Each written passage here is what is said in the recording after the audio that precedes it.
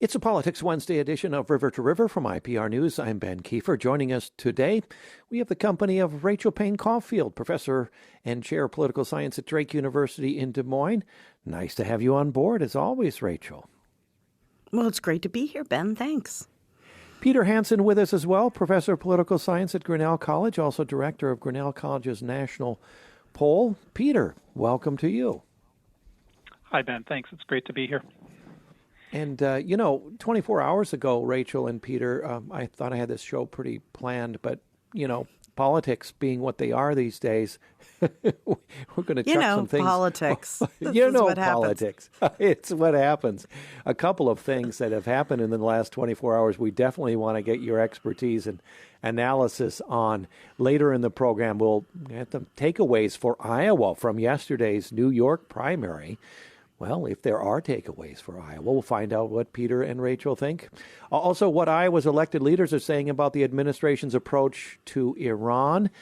Congress invokes the War Powers Act for the first time ever a few days ago, and we're still watching U.S. Supreme Court for landmark rulings that are due. We've had some big rulings come out in the last few days, but some of the biggest still due. Birthright citizenship, presidential power. So that's what we'll be doing. But as you may have guessed, we're going to spend a few minutes talking about what happened just this morning, about an hour before he was scheduled to sign a landmark bipartisan housing affordability bill. President Trump suddenly canceled the ceremony. Now, this bill had passed both houses with overwhelming majorities, but on Truth Social this morning, the president dismissed it as minor and, quote, Warren-centric. That's a reference to the co-sponsor, Elizabeth Warren, and declared he won't sign it until Congress passes the Save America Act.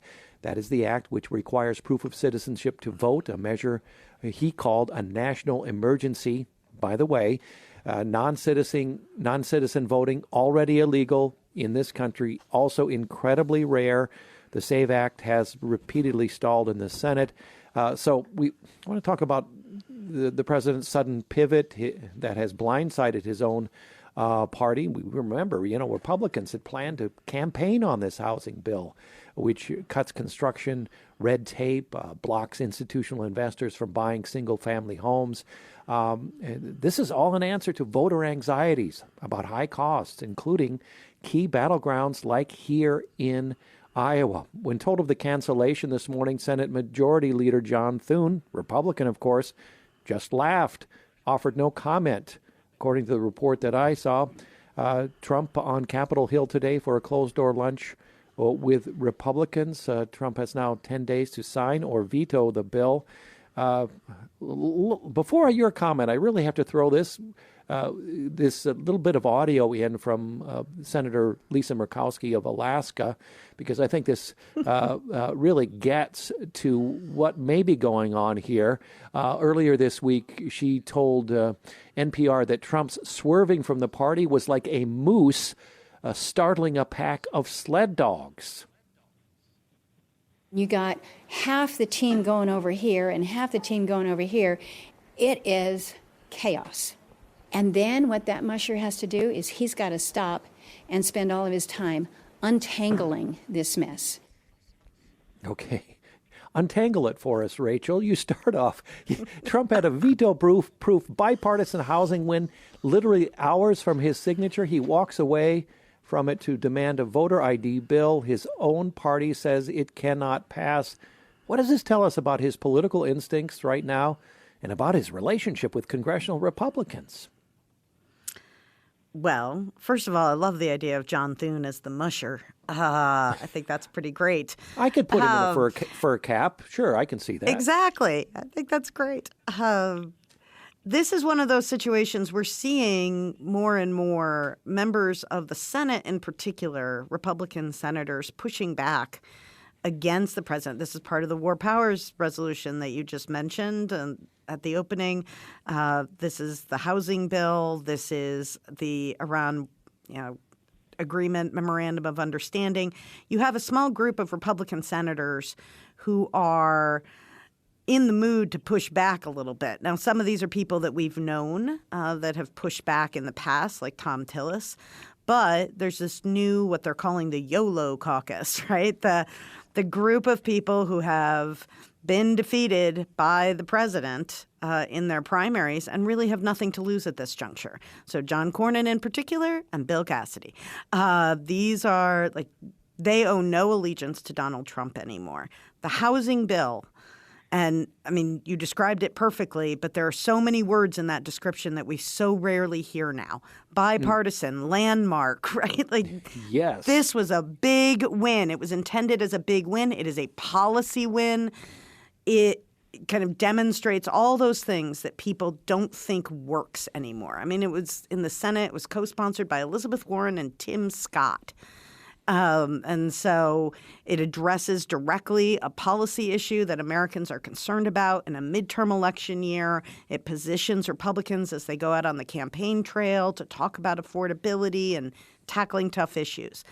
And yet, when the president sees any kind of leverage, he knows how much his members want to be able to talk about this on the campaign trail. That's leverage to him. And when he sees leverage, he's going to take it. The Save America Act, this voting legislation has been his number one priority. He's expressed that from the beginning. He doesn't want to hear what John Thune has to say, which is that they don't have the votes, can't get it done. He's unhappy with that. He's going to use whatever leverage he can, and this happens to be the leverage of the moment. The Save America Act, Rachel, as I referenced here, also looking to solve a problem which many would say really exist in a teeny tiny way, perhaps, yes. if you want to be generous, right? Okay. Let's go to Peter over here. Republicans desperate to show voters they're working on cost of living, housing, gas prices, groceries. You know, Iowa isn't immune to the affordability crisis. High interest rates, low inventory of houses, rising rents in Des Moines, Cedar Rapids, Iowa City. Your thoughts here, Peter? Well, I think it reflects a White House that is extraordinarily undisciplined. What the Republicans are seeing right now is a midterm election that is extraordinarily perilous for them.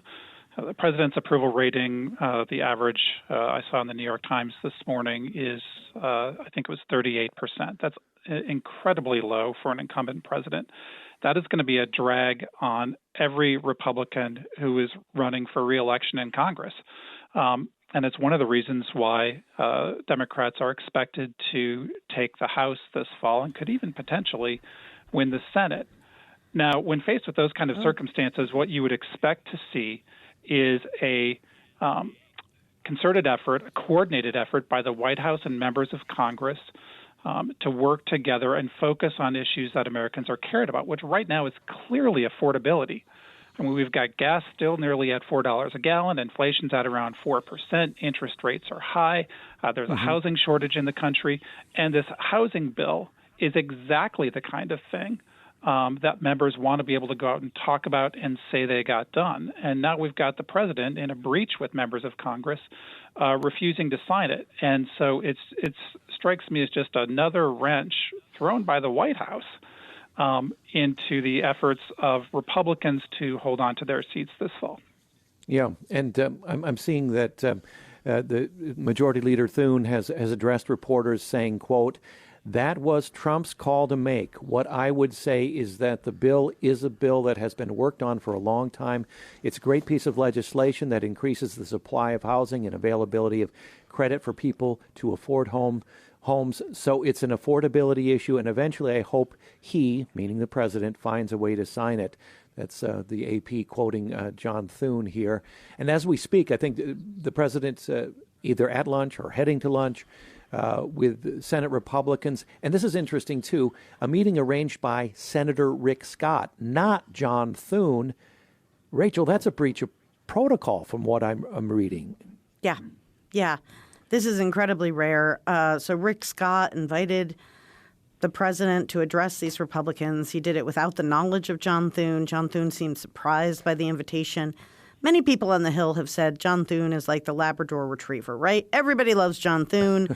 Several people have kind of said that as a way to indicate that this is not personal.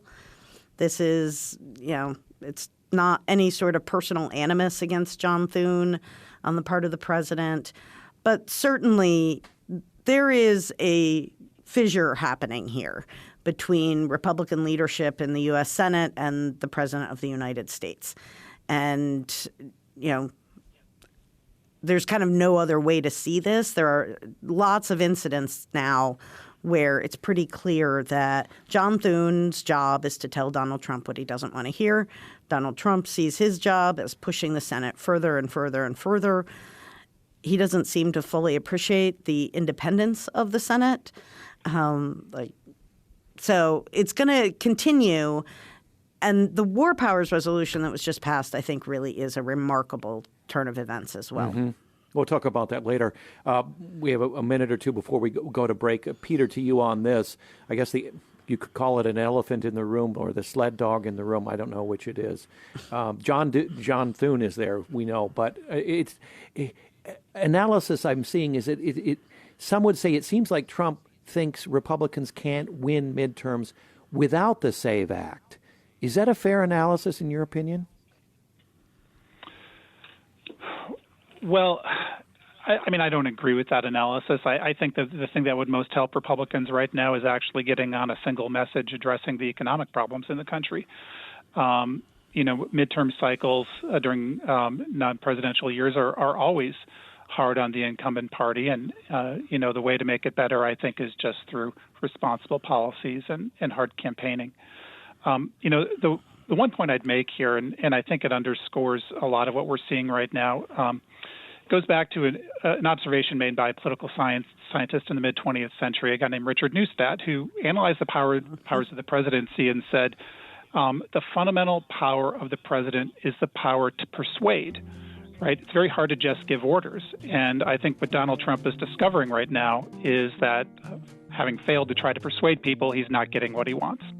Okay, we'll be back with more analysis from Peter Hansen and Rachel Payne Caulfield. We'll move on to that sweep in the New York primaries. We'll talk about that and ask, even though New York and Iowa are wildly different, what are the universal lessons that perhaps the Iowa Democratic organizers can take away from it? Back in a moment. Glad you're on board this edition of River to River from IPR News. I'm Ben Kiefer, Politics Wednesday edition, Peter Hansen of Grinnell College, Rachel Caulfield of Drake University, and you, if you'd like to join us, 1-866-780-9100, River to River at iowapublicradio.org. Political developments on fire in the last few hours. So we're getting Rachel and Peter's take on what's been happening. Let's move on to what happened in the New York primaries yesterday. Candidates endorsed by Mayor Zoran Mamdani swept a series of congressional primaries in New York City Tuesday, beating a pair of incumbents. Mamdani addressed supporters last night. What you all have shown this evening, whether for state assembly, state senate, or Congress, is that a year ago, it was not the end of a political movement. It was the beginning. And let's hear it for a politics that will never forget working people. For a politics that is ready to write a new chapter in our party's history. Now, the House Speaker, Republican Mike Johnson, spoke to reporters this morning. Let's hear what he had to say. I was up late last night, as I'm sure many of you were, and you saw the result of this latest, these primary elections for the Democrat Party. The headlines this morning say it all. I've got a collection of them here. Socialist earthquake, one of them said. Mamdani candidates sweep New York House races. These are socialists. These are Marxist in their ideology. Next headline, Mamdani hails new chapter for Democrats, one of the Chiron said this morning on the news. Hakeem Jeffries, my counterpart, the Democrat leader here in the House, was booed at some of these return parties last night. You saw that on social media and some of the clips. When he was being interviewed on the screen, the crowds in New York, in his own backyard in the Bronx, in one of these districts, were booing him. And they shouted, "You're next." Hakeem Jeffries has a tall task ahead of him right now. He's got to go out and somehow make a credible pitch to Democrat establishment donors that that's a good national investment right now. That's a tough one to make. Republican Speaker Mike Johnson there. Plenty of analysis out there to look at this from a national view, but I wanted to try to focus a little more on Midwestern and specifically Iowa politics with you, Rachel and Peter. We have a Democratic Party in our state facing significant electoral setbacks over the last decade, sparking a constant internal debate over whether the party should run on a more moderate, rural-friendly platform in our state or lean into bold, populist economic messages. Peter, when you look at national data, is this intense desire to oust the establishment unique to urban progressive hubs like New York, or are you tracking a similar underlying restlessness among everyday Midwesterners or Iowa voters? Well, when you think about what populism is at its core, it's a frustration with the establishment. In fact, an academic definition of populism might be, a populist leader is one who stands up on behalf of the people against the establishment, and the establishment is portrayed as corrupt and poorly bad intentioned and, having sold out the people, and the populist leader is there to reclaim power on behalf of the people. Now, that kind of sentiment, that frustration with the establishment, I think is fairly widespread in the United States. I mean, Donald Trump tapped into it in rural areas. He just paired it with a message from the right rather than a message from the left. But, in 2016, Bernie Sanders started tapping into it from the left. In fact, that same kind of rhetoric that you just quoted to us from New York is rhetoric I heard in Colorado when left-wing populists supporting Bernie Sanders were challenging the Democratic establishment there. So I think there's fairly widespread anti-establishment sentiment in the United States right now, and the trick is to see who are the candidates out there that can tap into it in either the right or the left, and then pair it with policies that can help take them to office and put those policies into effect. Mm-hmm. Rachel, New York and Iowa, of course, wildly different demographics. But are there universal lessons you can see that Iowa Democratic organizers can take away from this massive grassroots mobilization we've witnessed out east? Well, I think populism is clearly such a driving force right now in dissatisfaction with our politics. That's absolutely true. I also think there are a number of trends that are converging here. The first being nationalization of our politics. We used to say, all politics is local. And many of our elected representatives, particularly in the House of Representatives, would say, the candidate has to accurately reflect the views and opinions and dispositions of their local constituency. But today, we're all on social media all the time. Party brands have been nationalized. Our national discourse becomes this, deeply partisan fight. And so no race is local anymore. They're all national races. And so I think one of the things that the Democrats are trying to sort through in moments like this is, these candidates may actually reflect pretty accurately the populist sentiments and issue positions of a very distinct kind of district. Brooklyn, Bronx, Queens, Manhattan, right? These are heavily blue areas, urban.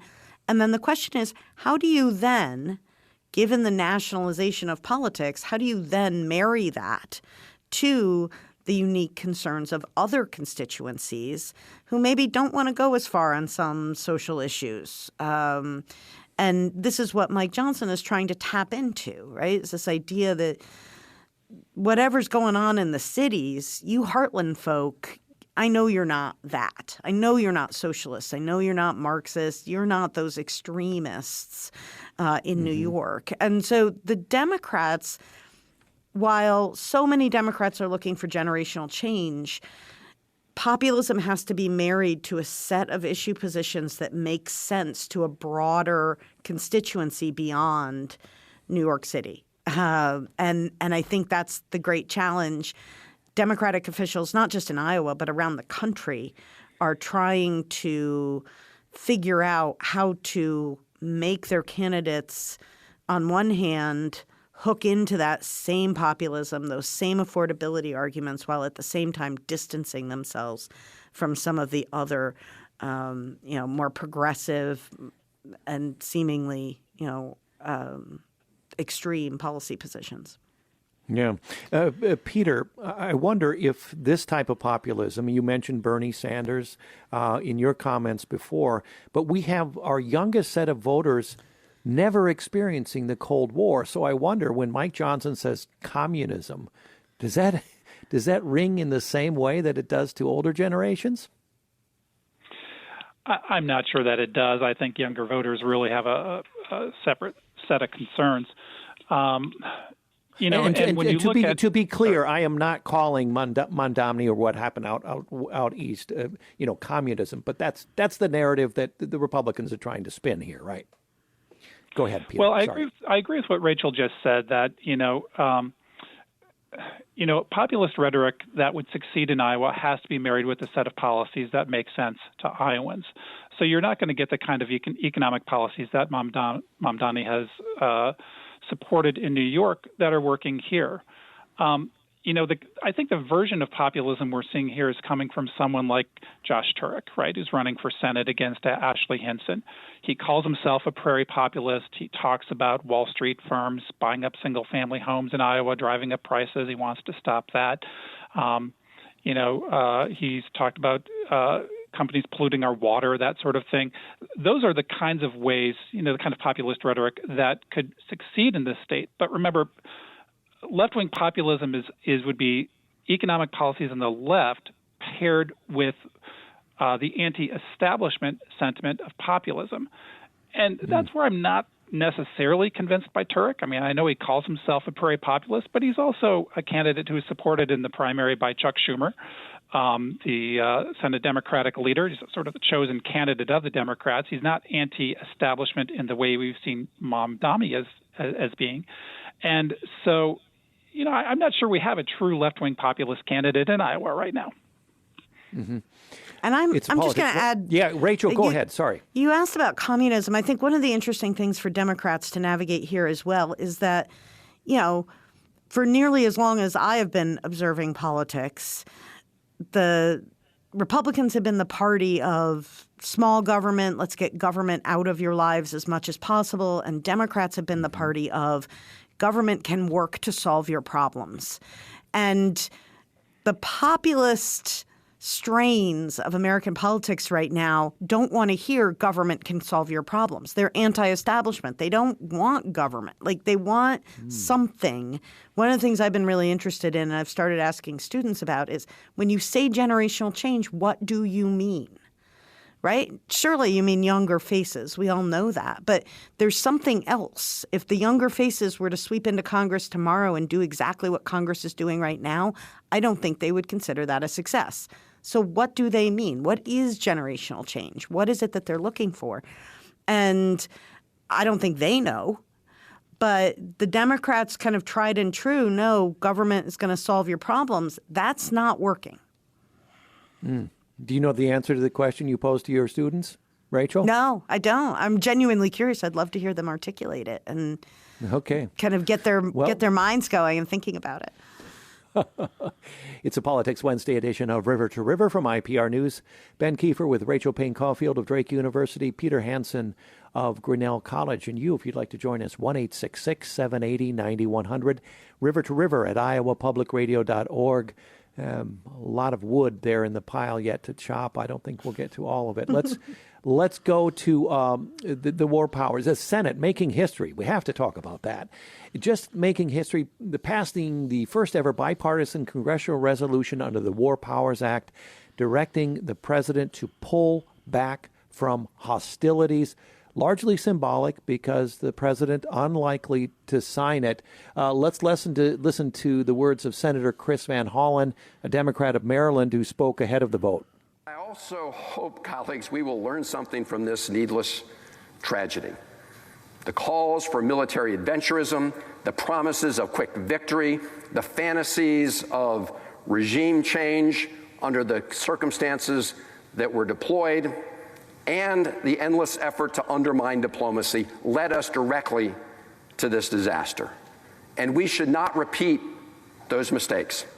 We should take a stand today and end this war, and we should finally start putting the interests of the American people ahead of costly and unnecessary conflicts.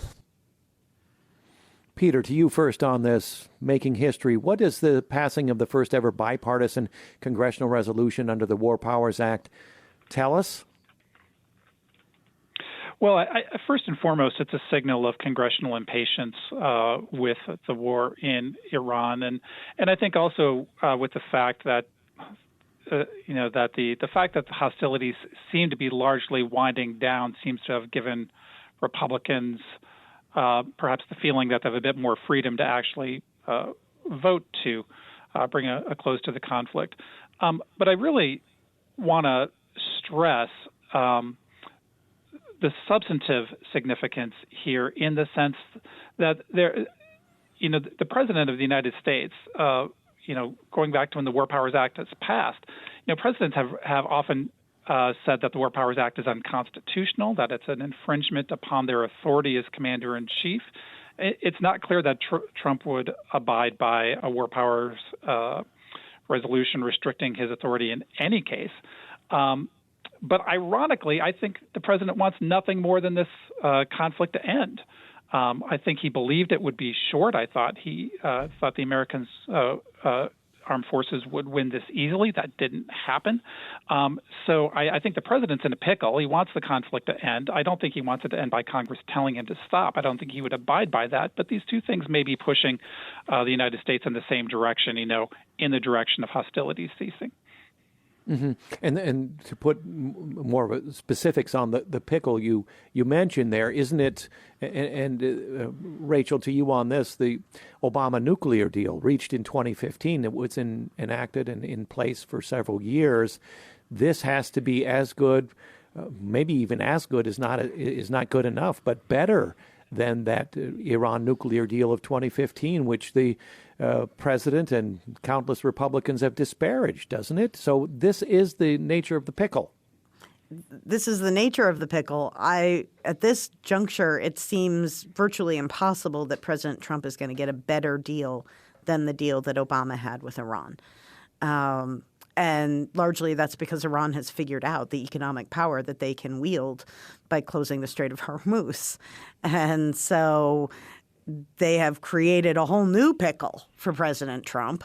And I think he thought this was going to be a pretty quick and easy little adventure into Iran. And it is not proving to be. It's proving to be exceptionally difficult. He was very clear in his remarks that he didn't want to be Herbert Hoover. He didn't want to cause the next depression. He realized that economic catastrophe was possible here. I do think it's interesting. There have been 10 separate votes on this War Powers resolution, and it is only after the Memorandum of Understanding and with two Republican senators absent that they were able to get to 50 votes to pass the War Powers resolution. But it is a pretty stunning thing. Once upon a time, Congress was trying to reassert itself against what was then called an imperial presidency during the Nixon administration. And this was part of those reforms where Congress was going to reassert its authority.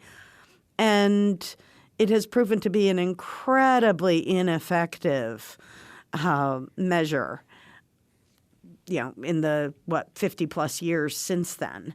And so it's kind of interesting that we've gotten to a point now where Congress is asserting that power. So they're using the tools in their toolbox such as they are. Yeah. Iowa's agricultural sector depending heavily on fertilizer, diesel, commodity markets, all tied to the Strait of Hormuz, which has been hammered by this conflict.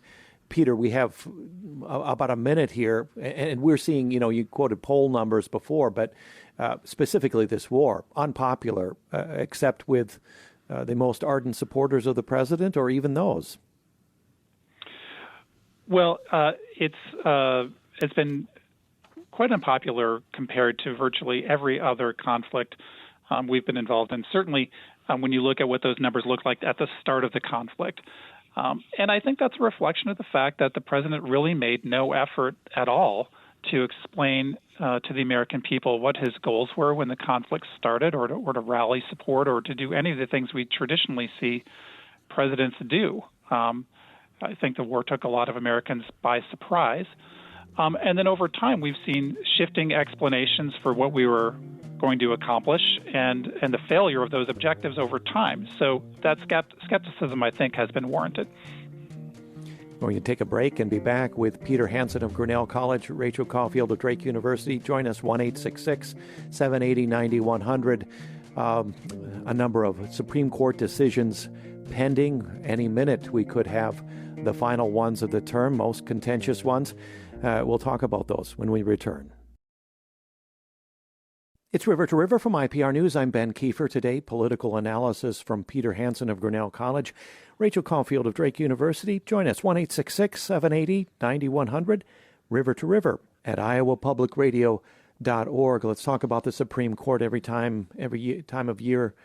This time of year, I mean to say, we are nearing the end of hearing the decisions, and the High Court saving its most impactful and contentious decisions, rulings for this time of year. Rachel, let me start with you. We've had several already decided, Voting Rights Act, tariffs, guns and drug users, but several before us, birthright citizenship, independent agencies, the Federal Reserve, mail-in ballots, election law. What do you have your eyes on in particular? Well, the birthright citizenship case really is the marquee case of this term. And I don't think there's any way around that. So I think we're all waiting for that particular ruling.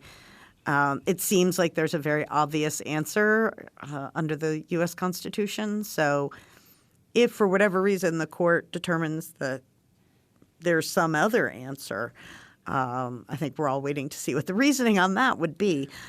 Right. And perhaps you can explain this. The administration's novel, it has a domicile theory, I think, arguing that citizenship requires a parent's intent to permanently reside in the U.S. Right. And you're saying this does not line up with the 14th Amendment.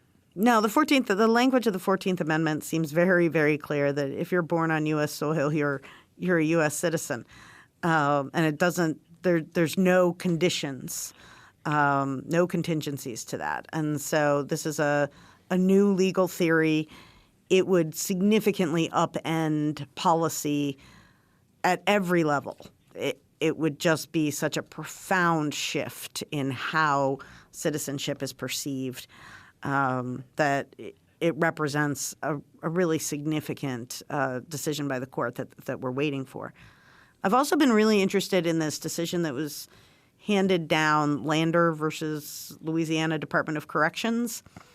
And this is a case where local prison guards shaved a man's dreadlocks in violation of his Rastafari religious beliefs. One of the reasons I find it very interesting, like so much in our politics right now, is we're kind of thinking about realigning parties and shifting ideological commitments among different factions within the parties. The 6-member conservative majority ruled against religious freedom on this particular case. And that in and of itself is interesting. So they basically now said— that you bring it up, it certainly is, because you would think they would be in favor of that. This is a court that has significantly expanded religious freedom.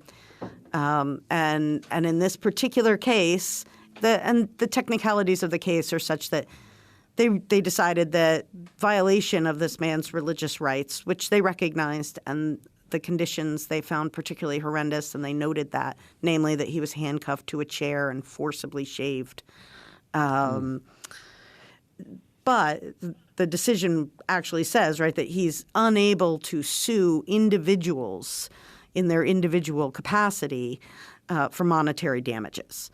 So it's a technical case about the rights to sue, not necessarily the religious rights of inmates. But what it does is it opens up the possibility that local officials, even when they are using federal money, local officials are not necessarily required to be held accountable to upholding the religious rights of those that they are charged with caring for. In this case, of course, incarcerated inmates. So, yeah. Peter, what do you have your eyes on when it comes to the U.S. Supreme Court, either already decided or pending cases that are due to be announced? Well, like Rachel, I'm watching the birthright citizenship case. One of the courses I teach is on the 14th Amendment, and its history comes obviously straight out of the experience of the Civil War, and the purpose of the guarantee of citizenship of all those born in the United States was to overturn the Dred Scott case, in which Black Americans were said to not be citizens and to have, quote, no rights worth respecting. It was one of the worst decisions ever made by the court. So the purpose of the birthright citizenship guarantee within the 14th Amendment was to ensure that everyone born in the United States is a citizen. And to crack open that door again would be extraordinarily problematic, because what it would do would be to cast into doubt the citizenship of people who were born here, and who, for one reason or another, the administration might assert fall under these technical exceptions that they're seeking to create, and that would just create massive chaos and uncertainty and harm within the United States. And Peter, Iowa, many other states, but Iowa, we're in Iowa. Iowa has a significant immigrant population in meatpacking, agriculture, healthcare. If birthright citizenship were narrowed or ended, you have to think, what would that mean practically for families in Iowa and for the state's institutions, our schools, hospitals, Medicaid, right, Peter? Yeah. Well, the wiggle room they're looking for in the 14th Amendment is that it says, quote, all persons born or naturalized in the United States and subject to the jurisdiction thereof are citizens of the United States. And it's that phrase, subject to the jurisdiction thereof, which creates some wiggle room. What does that mean? And so what you can imagine happening are legal arguments which would somehow suggest that someone who was in the United States, who was born in the United States, was somehow not subject to the jurisdiction of the United States. These would be arcane legal arguments, and again, set the stage for lengthy legal fights over what exactly that means, and that would cast into doubt the citizenship of many, many people. And I think, again, it has the capacity just to create massive uncertainty and harm to people who consider themselves to be full American citizens. Peter, we have to go away in just a few seconds, but from what you've observed or read about the oral arguments of this case, where does this case seem to be heading? Can you tell us based on that? Well, the oral arguments seem to suggest that the Supreme Court is going to shut the door on this and leave the current interpretation of birthright citizenship intact. In my view, that's the correct constitutional decision. I would be surprised if the Supreme Court went a different direction, but we'll just have to see. They've surprised us before.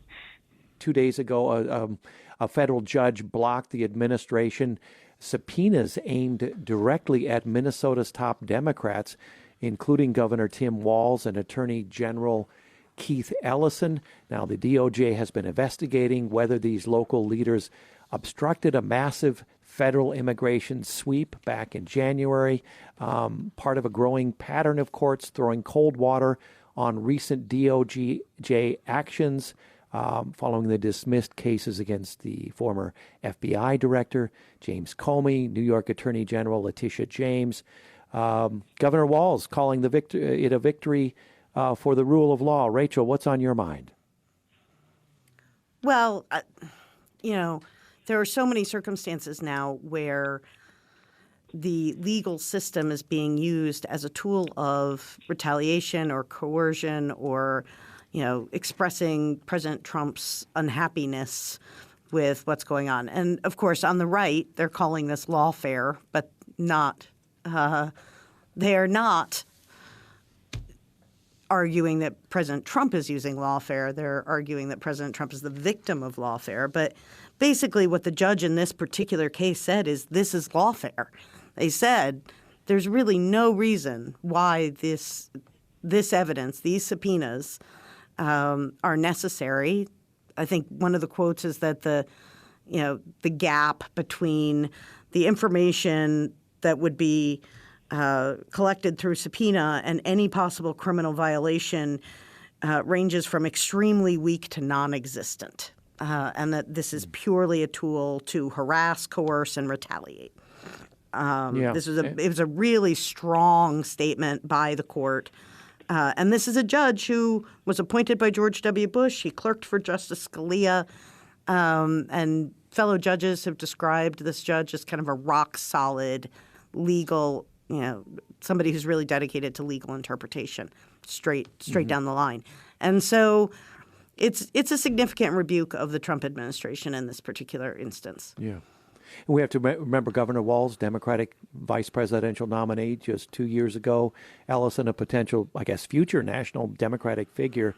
So Peter, weigh in on this. When the administration targets high-profile Democratic leaders with investigations that then the courts call retaliatory, how does that play out politically in your mind?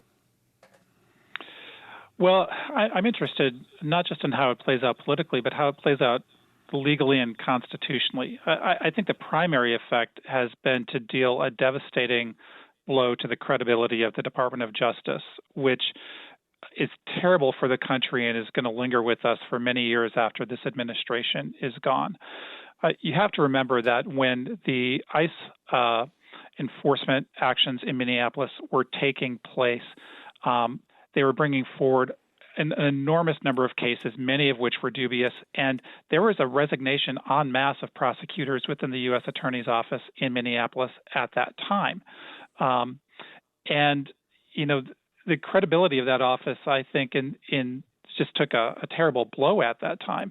And that's been replicated around the country with other kinds of cases where, U.S. attorneys who have been sort of provisionally appointed by Donald Trump, who are political allies of his, brought forward cases that were dubious.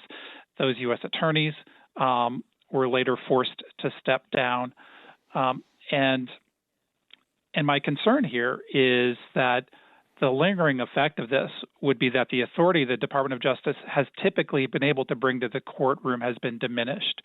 It's always been the case that when an attorney from the Department of Justice makes an argument in a courtroom, they get the benefit of the doubt from a judge. If they say they've handled evidence in a certain way, the judge assumes that's taken place. If they say they do certain things, the judge assumes that will happen.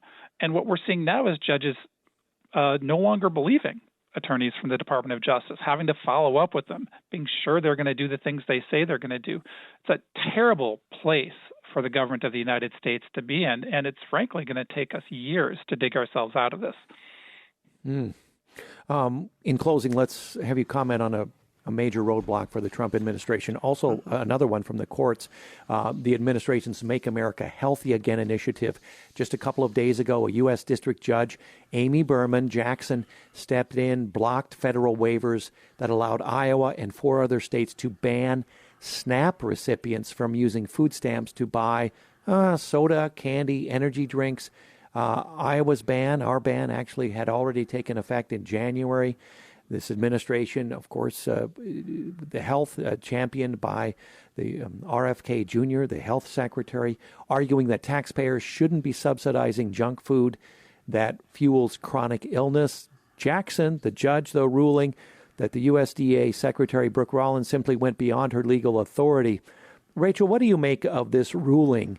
The judge noting that Congress explicitly defined what food is, and the executive branch can't just rewrite that definition on its own to enforce a health agenda. Yeah, that's exactly right. So when Congress defines food for the purposes of a food and nutrition program, we're required to follow that definition of food. That's what the law says. And I think it's interesting in this particular case, the judge explicitly said, if Congress would like to redefine food, they can do that. Congress has to do it. You can't just sort of one-off through the USDA grant waivers to allow states to just redefine as they see fit. So, the judge is not saying this is a bad idea or this is not something that should be permitted or anything like that. It's just saying under the current law, this is not how it works. And so Congress can try again and do it the right way. or you can follow the definition of food that is currently written into the statute. I do think there's a possibility here that this gets a little bit messy for Iowa in particular. There are two programs that we're talking about here. We're talking about the summer program as well that's run by the USDA. And that is a different program. And Governor Reynolds explicitly said that Iowa would participate in this USDA summer EBT program because the waiver from the USDA had been granted, and therefore it can align with the restrictions under Iowa law. And so if those restrictions are not permitted and the waiver is not present, it's unclear whether Iowa will continue to participate in that program, which could, of course, have really dire effects on families that depend on that food and nutrition support over the summer. Yeah, not much time, but Peter, we have an unusual alignment here. Some progressive nutrition advocates here lining up with RFK Jr.'s Make America Healthy Again. Is there a version of SNAP reform that could survive legal challenge, you think, and attract broader support? Well, we'd have to see what that is. I mean, Rachel's fundamental point here is the one I think to bear in mind, which is that the administration can't unilaterally change the law without going back to Congress. And if there's a theme we've seen again and again with this administration, it's that they don't want to do the work to have the changes take place that they'd like to see. Doing the work means going to Congress, compromising, negotiating, passing a law, and then signing it, as opposed to just trying to declare that something will change. And so these kinds of changes need to be negotiated through the legislature. And until the administration decides to start to do that kind of heavy lifting, they're going to continue to have these kinds of problems. Yeah. Rachel, you mentioned your students earlier in the program. We have just a few seconds. When your students walk into class these days, at Drake in this case, what's the mood in the room? Put a couple of words on it. Engaged, anxious, cynical, energized. What are you feeling from them? Certainly, I mean, they're political science students. They are ready for this. They know why they're there. They're excited to be a part of a political conversation. But I'd say disheartened. They feel a little alienated from their political parties and their elected leaders. We'll leave it at that. Rachel Payne Caulfield of Drake University, Peter Hansen of Grinnell College, thank you so much for your analysis. Thank you. Today's program produced by Caitlin Troutman, help from Nev Kelly and Tony Sarabia. I'm Ben Kiefer.